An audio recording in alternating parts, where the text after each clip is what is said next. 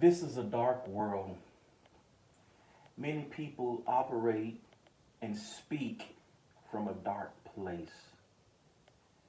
We have people who are involved in all types of dark activities such as murder and theft and rape and molestation and robbery and mugging others, embezzlement, infidelity, and the list just goes on and on and on and on. Everywhere you turn, you see darkness. Everywhere you turn, you hear darkness.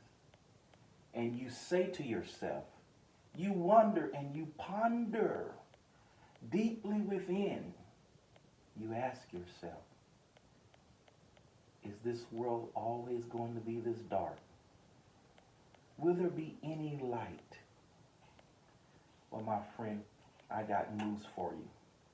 There will be light. Jesus said, let there be light, and there was light. This is Pastor Nate. I hope this video finds you well this morning. Yes, we're talking about light. Matthew 5:16 teaches us to let our light shine, right? So that men can see our good works and glorify the Father which is in heaven. I don't know about you, but I enjoy letting my light shine, especially in a dark place. Our light is most effective when there's dark, where there's dark spaces and areas. We have an opportunity to really let our light shine. Just as you saw the room a few minutes ago, it was very dark, but when I turned on the lights, did you see how the lights illuminated the room? And that's where we are as Christians. That's how we are as people of God. We are supposed to go into those dark places and let our light shine. Bring the light where there's darkness. We don't need to be around other Christians shining our light with them all the time. We need to be around the person who really needs the light. The people who are in darkness, they need the light. And there are a couple things I want to say before I close this exhortation out. A lot of people are talking about the YouTube streets, that that's a dark place, because all the vile things that are going on. And I do agree, although we have some great people out there, but there are a lot of dark activities that have been going on.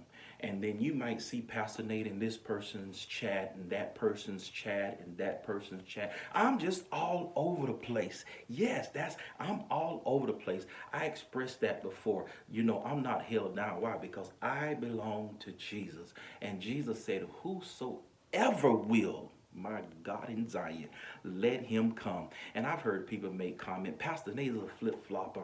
Or Pastor, you don't know where Pastor Nate's going to go. He'll be over here 1 minute and he'll be over there 1 minute. You're right, I'm everywhere. But I'm not a flip-flopper, because I represent him, and that's going to be constant. That's solid everywhere I go. But you wonder, why is Pastor Nate in those chats? Pastor Nate is in those chats shining his light.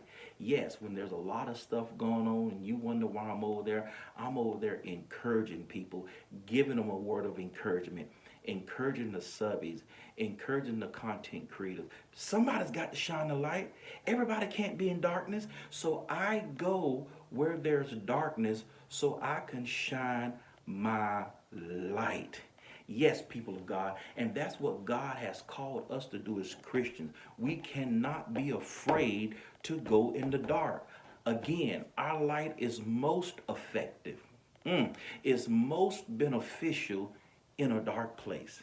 Your light is most visible when there is darkness. And you know what? Sometimes when you're shining the light, you draw all types of things. You'll draw all kinds of people, because a lot of people are tired of the darkness. And when they see the light, they're going to be attracted to the light, and they're coming to the light. Yes, my friend, they're curious. They want to know, is there really a better way? Is there really light in the world? Even in the church, they may say, all I see is darkness. I see people, see a lot of hypocrisy. Pastors are falling and sleeping with women and men and different things, and they're married. We got evangelists doing this and that. The church is just not shining the light. Now, you may say that. I've heard a lot of people say that. You may think the church is a dark place. So when I actually see somebody shining their light, I'm going to gravitate toward that because I really need some true light. And I pray that you see the light that Pastor Nate is shining. I pray that I am consistent in my walk with the Lord, that I'm always, shining my light. Now, am I perfect? No, I'm not perfect, but I aim to try to shine my light. Case in point, when you're going outside at night, you might go down the street to run an errand, maybe to get something to eat, or maybe run to the store. And before you leave, you turn your porch light on. Yes, my friend, you turn that light on so you can see. And when you drive back up and come back to your house and when you get out your car to go into your door, you'll see all kind of bugs and insects around that light, and you almost about to break your neck trying to get in that house, running from them insects. Oh yes, my friend, because you don't want a bug to get on you. And sometimes you're running your house real fast and you'll close the door because you don't want any insects to come in your house. Why? Because that light was shining bright, and those insects, those bugs gravitated to the light. My friend, you let your light shine bright, you're going to have all types of people coming to you. You're going to have all types of people from all backgrounds coming to the light.